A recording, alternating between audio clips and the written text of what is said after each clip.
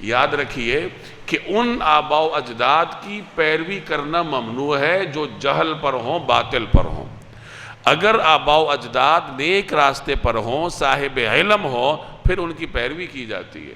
جیسے حضرت یعقوب علیہ السلام کے بارے میں قرآن کریم میں ہے کہ انہوں نے اپنے آباء و اجداد کے نام گنوائے اپنے بیٹوں کو، وَوَصَّى ابراہیم بنیہ ویعقوب یا بنی ان اللہ اصطفیٰ لکم الدین، پہلے پارے میں کے آخر میں آیات ہیں کہ انہوں نے باقاعدہ نصیحت کی کہ اے میرے بچوں، میرے بعد کس کی اطاعت کرو گے؟